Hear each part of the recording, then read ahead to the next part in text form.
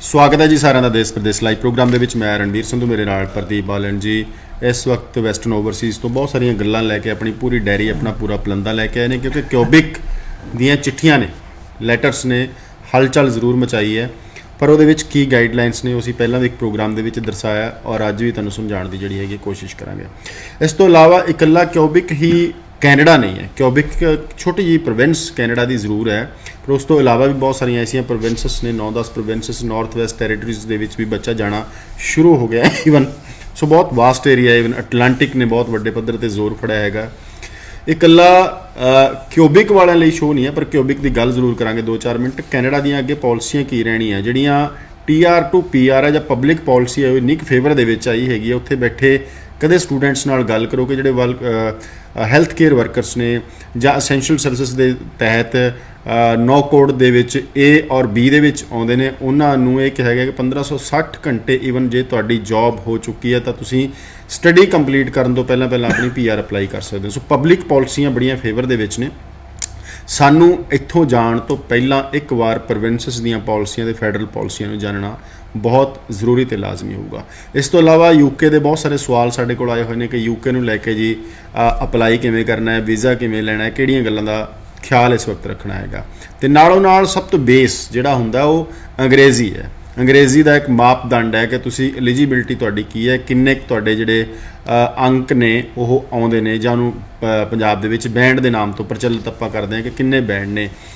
ਸੋ ਇਹ ਇੱਕ basic fund ਹੈ। ਇਹ ਅੱਜ ਕੱਲ੍ਹ ਮੈਂ ਆਫ ਦਾ ਰਿਕਾਰਡ ਵੀ ਪ੍ਰਦੀਪ ਜੀ ਨਾਲ ਗੱਲ ਕਰ ਰਿਹਾ ਸੀ ਕਿ ਸਾਨੂੰ ਸਭ ਤੋਂ ਪਹਿਲਾਂ ਤਾਂ ਸਮਝਣਾ ਪਏਗਾ ਕਿ ਅਸੀਂ ਲੋਕ ਮੈਂਟਲੀ ਪ੍ਰਪੇਅਰ ਹੋਈਏ ਕਿ ਜੋ ਵਰਤਾਰਾ ਇਸ ਵਕਤ ਵਰਤ ਰਿਹਾ ਸਾਨੂੰ ਪਾਈਪਲਾਈਨ 'ਚ ਲਾਈਨ ਦੇ ਵਿੱਚ ਲੱਗ ਕੇ ਹੀ ਇੱਕ ਅੱਗੇ ਜਿਹੜਾ ਜਾਣ ਦਾ ਸਿਸਟਮ ਮਿਲਣਾ ਹੈ। ਉਹ ਲਾਈਨ ਕੀ ਹੋਊਗੀ, ਉਹ ਸ਼ੁਰੂਆਤ ਆਇਲਸ ਤੋਂ ਹੋਣੀ ਹੈ ਔਰ ਆਇਲਸ ਦਾ ਵਿਸ਼ੇਸ਼ ਤੌਰ ਜਾਣਾਂਗੇ, ਕਿਊਬਿਕ ਬਾਰੇ ਜਾਣਾਂਗੇ, ਕੈਨੇਡਾ ਬਾਰੇ ਤੇ UK ਬਾਰੇ ਜਾਣਾਂਗੇ। ਪ੍ਰਦੀਪ ਜੀ ਸਵਾਗਤ ਸਭ ਤੋਂ ਪਹਿਲਾਂ। ਥੈਂਕ ਯੂ, ਸਤਿ ਸ਼੍ਰੀ ਅਕਾਲ। ਕਾਲਸ ਆਉਣੀਆਂ ਸ਼ੁਰੂ ਹੋ ਗਈਆਂ ਜੀ ਪਰ ਹਾਲੇ ਅਸੀਂ ਕਾਲ ਨਹੀਂ ਲਵਾਂਗੇ ਜੀ। ਪਹਿਲਾਂ ਮੋਟੀਆਂ ਚੀਜ਼ਾਂ ਜਾਣ ਲਈਏ। ਤੁਹਾਡੇ ਕੋਲ ਵੀ ਲੈਟਰ ਹੈ, ਪਰਸੋਂ ਵੀ ਅਸੀਂ ਇੱਕ ਸ਼ੋਅ ਕੀਤਾ ਜਿਹਦੇ ਕੱਲ ਵੀ ਕੀਤਾ ਜਿਹਦੇ ਵਿੱਚ ਲੈਟਰ ਅਸੀਂ ਦਰਸਾਈ ਸੀ ਬੱਚਿਆਂ ਨੂੰ। ਸੋ ਤੁਸੀਂ ਕੀ ਭਾਵ ਲੈਂਦੇ ਹੋ ਇਸ ਲੈਟਰ ਤੋਂ? देखिए सर, गुड न्यूज़ तो ये है कि जहाँ पिछले 1-1.5 साल से बच्चा वेट कर रहा था और उनके कोई रिजल्ट्स नहीं आ रहे थे, इवन स्टूडेंट्स ने प्रोटेस्ट भी किया और हम आप लोगों के साथ अलग अलग चैनल्स पे भी बैठे और हमने कोशिश करी थी सब स्टूडेंट्स को बताने की भाई क्या करना चाहिए क्या नहीं करना चाहिए। तो न्यूज़ ये गुड न्यूज़ ये है कि कहीं ना कहीं लेटर्स तो आने स्टार्ट हो गए हैं। हाँ, बट ये है कि भाई अब डॉक्यूमेंटेशन मांगे गए हैं स्टूडेंट से। तो हमारे भी 8-10 बच्चों का अभी तक आ चुका है। तो ये वो बच्चे हैं जिनके AIP आ चुके हैं, जो बच्चे ऑलरेडी ऑनलाइन क्लासेज ले रहे हैं। तो पॉजिटिव ये है जो बच्चे वास्तव में जेन्युइन हैं, जिन्होंने पूरी फीस पे की है, जो फीस पे की है, रिसिप्ट है उनके पास और उन्होंने फी पे की है, उनका एविडेंस है, तो नेचुरल सी बात है वो बच्चे निकल जाएंगे। एक कंट्राडिक्ट सामने आया निकल के ਜਿਹੜੀ ਫੈਡਰਲ ਪਾਲਿਸੀ ਹੈ ਕੈਨੇਡਾ ਦੀ ਉਹ ਕਹਿੰਦੀ ਕਿ ਤੁਸੀਂ ਪੂਰੀ ਫੀਸ ਪੇ ਕਰੋ ਉਸ ਤੋਂ ਬਾਅਦ ਆਪਣੀ ਫਾਈਲ ਲਾਓ ਅਸੀਂ ਤੁਹਾਨੂੰ ਵੀਜ਼ਾ ਦੇਵਾਂਗੇ। ਜਿਹੜੀ ਪ੍ਰੋਵਿੰਸ਼ੀਅਲ ਪ੍ਰੋਗਰਾਮ ਹੈ ਜਾਂ ਪ੍ਰੋਵਿੰਸ਼ੀਅਲ ਜਿਹੜੀਆਂ ਪਾਲਿਸੀਆਂ ਨੇ ਉਹ ਕਿਊਬਿਕ ਦੀਆਂ ਉਹ ਇਹ ਕਹਿੰਦੀਆਂ ਨੇ ਉਹਨਾਂ ਦਾ ਕਾਨੂੰਨ ਜਿਹੜਾ ਇਹ ਕਹਿੰਦਾ ਕਿ ਤੁਸੀਂ $250 ਦੇ ਕੇ ਵੀ ਆਪਣੀ ਫਾਈਲ ਲਾ ਸਕਦੇ ਹੋ। ਇਹ ਕੰਟਰਾਡਿਕਟ ਦੇ ਵਿੱਚ ਬੱਚਾ ਵੀ ਖਰਾਬ ਹੋਇਆ ਇਸ ਚੀਜ਼ ਦੇ ਵਿੱਚ ਔਰ ਬੱਚਾ ਕਨਫਿਊਜ਼ ਵੀ ਹੋਇਆ ਕਿ $250 ਤੇ ਅਪਲਾਈ ਕੀਤਾ ਜਾਵੇ ਕਿ ਪੂਰੀ ਫੀਸ ਲਾ ਕੇ ਅਪਲਾਈ ਕੀਤਾ ਜਾਵੇ। ਬਹੁਤ ਸਾਰੇ ਬੱਚਿਆਂ ਨੇ 250 ਤੇ ਕੀਤਾ, ਬਹੁਤ ਸਾਰੇ ਨੇ ਪੂਰੀ ਫੀਸ ਉਤਾਰੀ ਹੈ। ਬਹੁਤ ਸਾਰੇ ਇੱਕ ਐਸੇ ਮਹਾਰਥੀ ਵੀ ਨੇ ਜਿਹੜੇ ਕਿਸੇ ਕੋਲ ਜਾ ਕੇ ਫਸ ਗਏ ਜੀ ਤੇਰੀ ਫੀਸ ਮੈਂ ਉਤਾਰੂੰਗਾ। ਉਤਾਰਨੀ ਤਾਂ ਕਿਹਨੇ ਹੈ ਪ੍ਰਦੀਪ ਜੀ? 15-15 ਲੱਖ ਕੌਣ ਕਿਹਦਾ ਭਰਦਾ ਹੁੰਦਾ? ਉਹ ਜਾਲੀ ਰਸੀਦਾਂ ਨੇ। ਸੋ ਜਾਲੀ ਰਸੀਦਾਂ ਵਾਲਿਆਂ ਦਾ ਹਾਲ, ਇਨਵੈਸਟਰਸ ਕੋਲ ਫਸਣ ਵਾਲਿਆਂ ਦਾ ਹਾਲ ਔਰ 250 ਦੇ ਆਧਾਰ ਤੇ ਫੀਸ पे ਕਰਨ ਵਾਲਿਆਂ ਨੂੰ किस तरह के रिजल्ट मिलेंगे? देखिए, जिन्होंने जाली लगाया नेचुरल सी वो तो गए, वो तो फंस गए, वो तो उनके तो रिजेक्ट होंगे, बैन होंगे, तो कभी जा ही नहीं सकते। फर्स्ट थिंग वो कंसल्टेंट भी फंसेंगे, स्टूडेंट तो है ही है, स्टूडेंट्स के भविष्य खराब होगा। अब दूसरी बात करते हैं जिन बच्चों ने $250 पे किए हैं। देखिए यहाँ पे 2 टाइप की चेकलिस्ट है, एक SDS एक नॉन SDS। SDS में क्या है कि आपको साल की फीस पे करनी पड़ेगी प्लस में आपको GIC लेना होगा, 6 ईच के साथ आपको फाइल लगानी है, that is SDS। Non SDS में कहीं पे भी नहीं लिखा कि कितनी फीस पे करनी है, वहां लिखा होता है फी रिसिप्ट। फी रिसिप्ट तो $250 की भी हो सकती है, वो $5000 की भी हो सकती है, 10,000 या पूरी फीस की भी हो सकती है। फी रिसिप्ट साथ में $10,000 का GIC या $10,000 के बदले में उतना ही इक्वल लोन, एजुकेशन लोन, और आपको एक्स्ट्रा फंड्स भी दिखाने हैं, दैट इज नॉन SDS। तो सर जिन्होंने 250 लगाए हैं वो कहीं ना कहीं इस लेवल पे बच सकते हैं ह्यूमैनिटी के बैकग्राउंड पे या इस तरीके से कि उन्होंने को अगर फेक काम नहीं किया होगा तो। हाँ, अब बात आती है फंड दिखाना। $250 पे करके रेस्ट ट्यूशन फीस क्या उन्होंने शो की है? क्या नेक्स्ट ईयर की GIC जो है $10,200 क्या वो उन्होंने दिखाए हैं? अगर वो दिखाए हैं, साथ में SOP है, प्लस में पेरेंट्स की एनुअल इनकम जिसमें ITR इनकम टैक्स रिटर्न ये सब चीज़ लगाई है, तो डेफिनेटली वो नॉन SDS ਤੁਹਾਨੂੰ ਲੱਗਦਾ ਹੈ ਕਿ ਕਿਊਬਿਕ ਦੇ ਵਿੱਚ ਅਪਲਾਈ ਕਰਨ ਵੇਲੇ ਅਸੀਂ ਕੈਨੇਡਾ ਨੂੰ ਬੜਾ ਲਾਈਟ ਲੈਣ ਲੱਗੇ ਸੀ, ਬੜਾ ਲਾਈਟ ਲੈਣ ਲੱਗੇ ਸੀ? उसके पीछे रीजन था सारे के सारे प्राइवेट कॉलेज और खासकर कुछ ऐसे consult owned by the consultant, तो मजाक बन चुका था, जहां फीस और फीस पे भी रिबेट $12,000 $13,000 पे उनको स्कॉलरशिप 5 लाख 6 लाख रुपए में कहाँ बच्चे का भविष्य बनता है। हमने प्रमोट किया, कम प्रमोट किया, बट हमने कभी भी क्यूबिक को उस लेवल पे लेके नहीं गए। और सर एक भी स्टूडेंट हमारा ऐसा नहीं है जिसकी साल की फीस ना पे हो रखी हो, जिसकी पूरी GIC ना पे हो रखी हो। हर एक स्टूडेंट, चाहे स्टूडेंट से बेनिफिट हो या ना हो, लेकिन स्टूडेंट का बेनिफिट होना चाहिए, हमें कोई हो ना हो, लेकिन स्टूडेंट का बेनिफिट होना चाहिए। हमने कोई भी फेक काम नहीं किया, साल की सबकी फीस पे कराई है, सबका GIC पे कराया है, फंड शो करवाए हैं। अगर बच्चे की नॉन SDS फाइल लग रही है, साथ में उनकी फैमिली की वीजा मिलेंगे, तो मुझे लगता है ऐसे स्टूडेंट्स को मिलना ही चाहिए। अब मैं थोड़ा सा बताऊंगा कुछ बच्चों के जो आए हैं जो ये लेटर्स, उसमें मांगा है कि updated study plan outlining the purpose of your study. मेरी रिक्वेस्ट है जो स्टूडेंट जिनके ऑलरेडी स्टडी प्लान तो आपका SOP आ गई ना, इसका मतलब नहीं, यहाँ पे SOP में काफी चीजें लिखनी है। भाई AIP लेके बैठे आप, ऑनलाइन क्लासेस ले रहे हो नहीं ले रहे हो, क्योंकि AIP के बाद हाई कमीशन भी बोलता था कि you can start to take the online classes, ये उनके यूनिवर्सिटीज और कॉलेज भी प्रमोट कर रहे थे, यहाँ पे SOP में स्टडी प्लान में बच्चों को मेरी रिक्वेस्ट है, माइट भी मैं एक स्टेप आगे जाके बात कर रहा हूँ, मैं हर एक स्टूडेंट से रिक्वेस्ट करूंगा जिनकी AIP आ रखी है, क्लासेस ले रहे हैं, वो प्लीज उसके एविडेंस लगाएं। आपका एक सेमेस्टर कंप्लीट हो चुका है, उसकी क्या नाम है मार्कशीट लगाए उस सेम की, साथ में जो और आप क्लासेस ले रहे हैं तो उसके सारे एविडेंस दें। साथ में आप हाई कमीशन को लिखिए अच्छे तरीके से कि पिछले 1 साल से आप वेट कर रहे हो, ठीक है, आप ना इधर के इस आज की डेट में अगर आप कंटिन्यूसली अच्छे तरीके से पढ़ाई कर रहे हो और अच्छे एविडेंस देते हो और अच्छे तरीके से अपनी फाइल को SOP में रिप्रेजेंट करते हो, तो आपका वीजा लगना बनता है। दूसरा G, confirmation of who is funding your studies in Canada and their relationship to you and proof of their income and fund for the last 6 month. यहां पे वैसे समझ नहीं आ रहा, जो SDS फाइल है, तो मैं चाहता हूं कि भाई उनके तो देखो फंड्स वैसे नहीं दिखाने होते, लेकिन यहां पे अब SDS नॉन SDS सारे इक्वल से कर दिए हैं। यहां वो मांग रहे हैं जी कंफर्मेशन कि आपकी फंडिंग कौन कर रहा है, आपकी जो अपने फंड्स जो आपने फीस और GIC भेजी है, अगर वो भेजी है तो बच जाओगे। उसके आपने स्टेटमेंट लेनी है, आपने जो GIC भेजा उसकी स्टेटमेंट्स, बैंक स्टेटमेंट, प्लस में आपने जो कि फादर ने या मदर ने ट्यूशन फीस भेजी है, किसी और ने भेजी है, उसकी स्टेटमेंट आपने लगानी है। साथ में पिछले 6 महीने में अगर कुछ फंड दिखा सकते हो, क्योंकि नेक्स्ट ईयर 1 साल हो गया बच्चों को यहाँ पे पढ़ते हुए, नेक्स्ट ईयर के लिए अगेन आपकी ट्यूशन फीस और लिविंग कॉस्ट तो है ही है, तो आपके पास एविडेंस होना चाहिए कि आपने लास्ट ईयर की फीस पे की थी, उसकी वो स्टेटमेंट से ही लगेगा। साथ में TT रिसिप्ट जरूर लगाना, आपने पॉल मर्चेंट से फीस पे की, थॉमस कुक से पे की, ICICI बैंक से पे की, या एक्सिस बैंक से पे की, या कहीं और से सुप्रीम कोर्ट से की, जहां से भी की, उसकी टेलीग्राफ ट्रांसफर रिसिप्ट या फ्लाईवायर से की, साथ में जिस बैंक से पैसा गया उसकी स्टेटमेंट, और इसके अलावा पिछले अगले साल के फंड्स भी अगर आप दिखाएंगे, that will be more better. फंसेंगे वो जिन्होंने फीस पे नहीं की, जिन्होंने जाली फी रिसिप्ट लगाई है, वो फंसेंगे।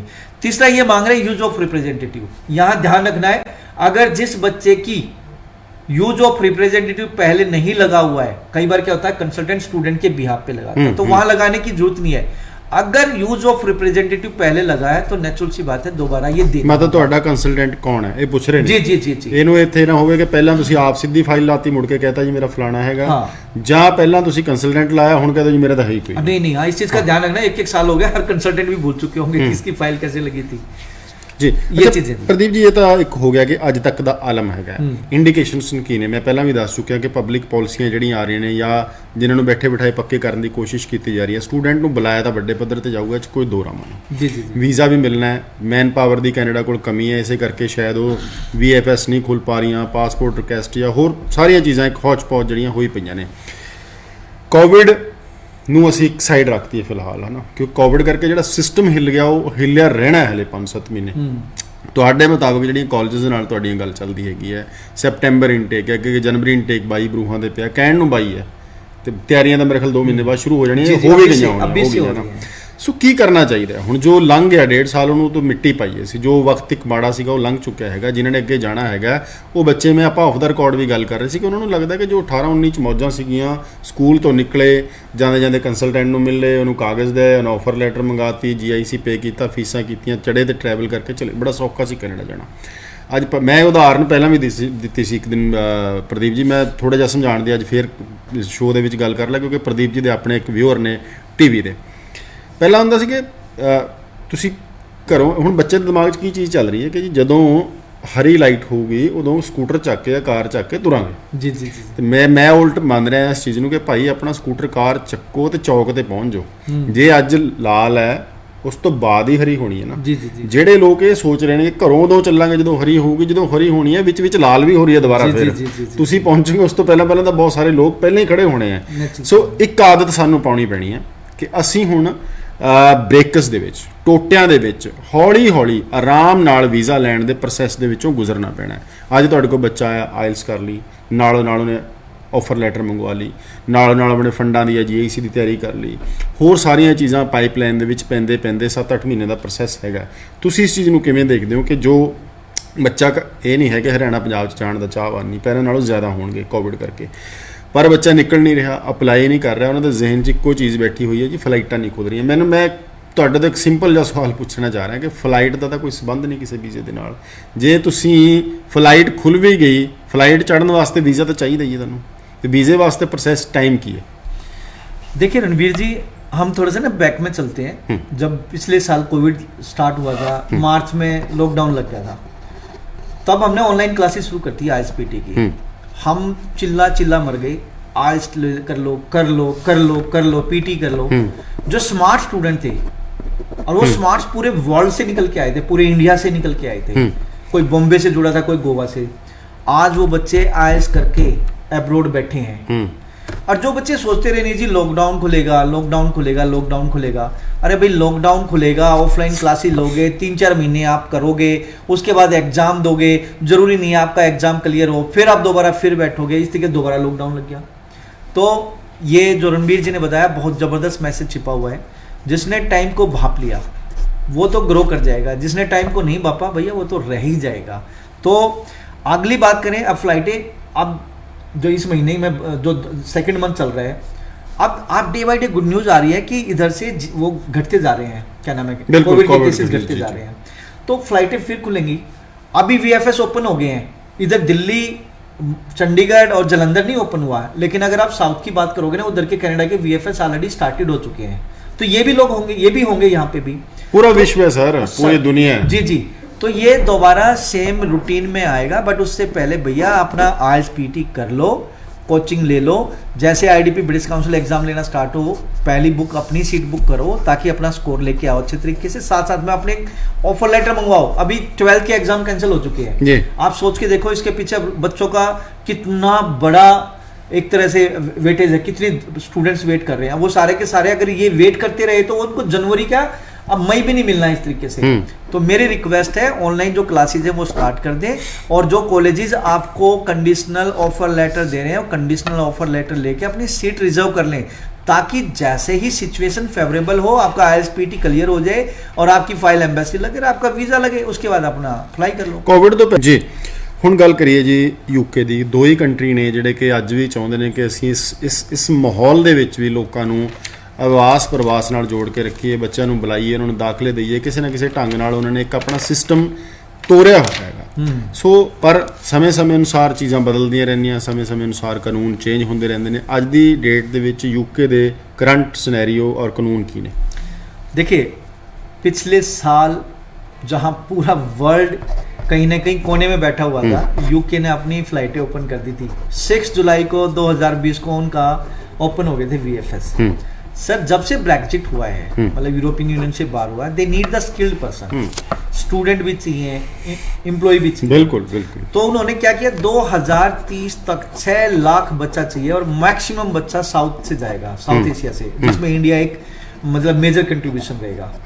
तो आज की डेट में यूनिवर्सिटीज और कॉलेज स्टूडेंट्स को इनवाइट कर रही है, यूनिवर्सिटीज, कॉलेज नहीं, यूनिवर्सिटीज इनवाइट कर रही है। विदाउट आयल्स, विदाउट पीटी भी जा सकते हो, विद आयल्स और विद पीटी भी जा सकते हो। मई इनटेक बहुत बढ़िया गया हमारा, मई जून। अब हम सितंबर के लिए काम कर रहे हैं। तो हर एक वो बच्चा जिसने 12th कर रखी है, ग्रेजुएशन कर रखी है, मास्टर्स कर रखी है, इनवाइटेड है कि जी वो एक तो इस फेयर में भी आ सकता है 11 जून के, आप यूनिवर्सिटी कॉलेज से मिल सकते हो, साथ साथ में वेस्टर्न ओवरसीज की नीयरेस्ट ब्रांच में विजिट कर सकते हो, या आप हमसे वर्चुअल काउंसलिंग ले सकते हो। यूके एक ऐसा कंट्री है जिसमें स्टे बैक ऑप्शन भी है। 2 साल का आपको पोस्ट स्टडी वर्क वीज़ा मिलेगा अगर आप बैचलर या मास्टर्स करने जा रहे हैं, और 3 ईयर का पोस्ट स्टडी वर्क वीज़ा उन स्टूडेंट्स को मिलेगा जो पीएचडी करने जा रहे हैं। साथ साथ में भाई साहब अभी 4 मई को इंडिया की और वहाँ की यूके की एक और एग्रीमेंट, यूथ मोबिलिटी प्रोग्राम, इसको बोलते हैं माइग्रेशन एंड मोबिलिटी प्रोग्राम जी, partnership, migration and mobility partnership. इसमें क्या है, वो हर साल 3000 स्किल्ड पर्सन्स को लेंगे और वहां से भी यहाँ इंप्लॉई आ सकते हैं काम करने के लिए, और यहाँ से वहां भी जा सकते हैं। 2006-7 ਦੇ ਵਿੱਚ ਨਾ ਪ੍ਰਦੀਪ ਜੀ ਟੋਕਰਿਆਂ ਦਾ ਨੂੰ ਇਹ ਪ੍ਰੋਗਰਾਮ ਚੱਲਦਾ ਸੀ ਵਰਕ ਹੌਲੀਡੇ ਮੇਕਰ ਦੇ ਨਾਮ ਤੇ ਉੱਪਰ। ਭਾਵੇਂ ਨਾਮ ਚੇਂਜ ਹੈ, ਮੁੱਖ ਦੀ ਗੱਲ ਇਹ ਹੈ ਜਿਹੜੀ ਤੁਸੀਂ ਗੱਲ ਕਰ ਰਹੇ ਹੋ, ਸਕਿਲਡ ਵਰਕਰ ਲੋਕਾਂ ਦੀ ਕਮੀ ਰਹਿਣੀ ਹੈ ਜੀ ਜੀ ਜੀ, ਔਰ ਸਾਨੂੰ ਆਪਣੇ ਆਪ ਨੂੰ ਉਸ ਤਰ੍ਹਾਂ ਤਿਆਰ ਕਰਨਾ ਪਊਗਾ। ਦੇਸ਼ ਭਾਵੇਂ ਕੋਈ ਵੀ ਹੋਵੇ, ਅਸੀਂ ਤਾਂ ਤਿਆਰ ਰਹੀਏ ਨਾ ਆਪਣੀ ਲੜਾਈ ਲੜਨ। जी जी जी जी। तो सर इसमें भी 2 साल बच्चा जा सकता है। और सबसे बड़ी बात करूं, 53,000 2000 जहां पूरा लॉकडाउन था ना, 53,000 बच्चा इंडिया से गया है वहां पर यूके में। ये मेरे रिसर्च लॉकडाउन के अंदर, तो कितना बड़ा वेलकम कर रहे हैं। तो सर अगर आप भी जाना चाहते हैं, स्पाउस वीज़ा भी यहाँ पे जो बच्चे बैचलर्स हैं, मास्टर्स करना चाहते हैं, और आप अपने हस्बैंड या वाइफ को लेके जा सकते हैं, बच्चों को भी साथ लेके जा सकते हैं। अगर आप 12th पास हैं तो डायरेक्ट आप बैचलर्स करने जाएंगे, बट इसमें क्या है कि आप अकेले ही जाएंगे। तो ड्यूरिंग स्टडी वर्क राइट है, और स्टडी कंप्लीट करने के बाद भी 2 साल का और 3 साल का वर्क वीज़ा है। और सर यहाँ पे एक और भी डाउट है बच्चों को कि सर यहाँ PR नहीं है, उन्होंने टीयर 2 जिसको बोलते हैं स्किल्ड वर्क वीज़ा, उसके अंदर वो PR दे रहे हैं। 2 साल का स्टडी कंप्लीट की बच्चे ने, बैचलर या मास्टर्स, बैचलर 3 ईयर की है, मास्टर्स 1 ईयर की भी है और 2 ईयर की भी है। स्टडी कंप्लीट करने के बाद आपको 2 साल का वर्क वीज़ा है। सर जो लाइसेंस स्पॉन्सर है, मतलब वहाँ कंपनी है जो 35,000 समथिंग कंपनीज है जो रजिस्टर्ड कंपनीज है, उसमें आपके पास जॉब होनी चाहिए। आपकी जॉब हो, एक पैकेज है 26,000 समथिंग पाउंड का, वो आपको एनुअल पैकेज लेना पड़ेगा। 5 साल आपको लीगल स्टे करना पड़ेगा, आपने टैक्स पे करना पड़ेगा। उसके बाद आप PR, जिसको इनडेफिनेट लीव टू रिमेन बोलते हैं, वो आपको मिल जाएगा, जिसको PR भी कह सकते हैं इनडायरेक्ट वे में। और 1 साल के बाद इनडेफिनेट लीव टू रिमेन 1 साल जैसे ही रह लोगे, उसके बाद आप सिटीजनशिप अप्लाई कर सकते हो। प्रदीप जी ऑप्शंस बहुत होंगी हैं, बच्चा जानबूझ के इग्नोर करता कि लंबे प्रोसैस कौन पऊगा जी, बड़ा सौखे असीं भालदे हैं। सो ਜਦੋਂ ਵਿਦੇਸ਼ ਜਾਂਦੇ ਤਾਂ ਸਾਨੂੰ ਕੁਛ ਨਾ ਕੁਛ ਤਾਂ ਜਿਹੜਾ ਹੈਗਾ ਮਿਹਨਤ ਕਰਨੀ ਪਏਗੀ। ਸਮਾਂ ਤਾਂ ਅਲਾਉ ਨਹੀਂ ਕਰ ਰਿਹਾ ਇਸ ਚੀਜ਼ ਨੂੰ, ਪਰ ਇੰਨਾ ਜ਼ਰੂਰ ਪੁੱਛਣਾ ਚਾਹੂੰਗਾ ਮੈਂ 10-15 ਸੈਕਿੰਡ ਦੇ ਵਿੱਚ, सितंबर ਲਈ ਕੋਈ सीट्स कनाडा ਲਈ बची? डेफिनेटली सीट्स अवेलेबल हैं जी। अभी भी बहुत सारे कॉलेजेस हैं और यूनिवर्सिटी जो सितंबर इनटेक की के लिए हम इनरोल कर रहे हैं। और ऐसा नहीं है कि आपके वीज़े नहीं आएंगे, आपके भी वीज़े आएंगे। सितंबर इनटेक में आप जा सकते हैं। अभी हम मई में बैठे हैं, जून में बैठे हैं, जुलाई है, 1 अगस्त तक हम फाइलें सितंबर की लगाएंगे। जी प्रदीप जी बहुत शुक्रिया। और ये वादा कर रहे हैं कि अगले हफ्ते प्रदीप जी ਨੂੰ बुला के इस टाइम 4 बजे लाइव शो करांगे। ਅੱਜ ਕਾਲਾਂ ਨਹੀਂ ਲਈਆਂ, 30-35 ਕਾਲਸ ਮਿਸ ਹੋ ਗਈਆਂ ਫੋਨ ਦੀ ਸਕਰੀਨ ਤੇ। ਸੋ ਇੱਕ ਚੀਜ਼ ਦਾ ਤੁਹਾਡੇ ਨਾਲ ਵਾਅਦਾ ਹੈਗਾ ਕਿ ਜਿਹੜੀਆਂ ਕਾਲਸ ਹੁਣ ਅਸੀਂ ਨਹੀਂ ਲੈ ਪਾਏ, ਰਾਤ ਨੂੰ ਤੁਸੀਂ ਜਦੋਂ ਕਾਲ ਕਰੋਗੇ ਤਾਂ ਟੀਮ ਪ੍ਰੋਪਰ ਤੁਹਾਡੇ ਜਵਾਬ ਦੇਊਗੀ। ਔਰ ਇਹ ਜਿਹੜੀਆਂ ਕਾਲਸ ਮਿਸ ਹੋ ਗਈਆਂ, ਹੁਣ ਵੀ ਇਹਨਾਂ ਨੂੰ ਤੁਰੰਤ ਤੁਹਾਡੇ ਨੰਬਰ ਨੋਟ ਕਰਕੇ ਦਫ਼ਤਰ ਦੇ ਐਕਸਪਰਟਸ, ਵੀਜ਼ਾ ਐਕਸਪਰਟਸ, ਕਾਉਂਸਲਰਸ ਜਾਂ ਪ੍ਰਦੀਪ ਜੀ ਖੁਦ ਇਹ 'ਚ ਇਨਵੋਲਵ ਹੋ ਕੇ ਤੁਹਾਨੂੰ ਸਲਾਹ ਜ਼ਰੂਰ ਦੇਣਗੇ। ਮਾਯੂਸ ਹੋਣ ਦੀ ਲੋੜ ਨਹੀਂ। ਅਪਡੇਟ ਜ਼ਰੂਰ ਸੀਗੀਆਂ ਕਿਊਬਿਕ ਨੂੰ ਲੈ ਕੇ, ਹੋਰ ਚੀਜ਼ ਨੂੰ ਲੈ ਕੇ, ਇਸੇ ਕਰਕੇ ਅਸੀਂ ਕਾਲਸ ਜਿਹੜੀਆਂ ਨਹੀਂ ਚੱਕੀਆਂ। ਅਗਲੇ ਹਫ਼ਤੇ ਅੱਜ ਰਾਤ ਤਾਂ ਮਿਲ ਹੀ ਰਹੇ ਹਾਂ ਤੁਹਾਡੇ ਨਾਲ ਜਿਹੜਾ ਹੈਗਾ। ਉਸ ਤੋਂ ਇਲਾਵਾ ਅਗਲੇ ਹਫ਼ਤੇ ਇਸੇ ਹੀ ਸਮੇਂ ਇੱਕ ਵਾਰ ਫਿਰ ਸ਼ੋਅ ਆਰਗੇਨਾਈਜ਼ ਕਰਾਂਗੇ ਜਿਹਦੇ ਵਿੱਚ ਤੁਹਾਡੀਆਂ ਕਾਲਸ ਲਵਾਂਗੇ। ਆਪਣੇ ਦੋਸਤ ਰਣਬੀਰ ਸਿੰਘ ਨੂੰ ਅੱਗੇ ਤੇ ਧੰਨਵਾਦ। ਸਤਿ ਸ਼੍ਰੀ ਅਕਾਲ।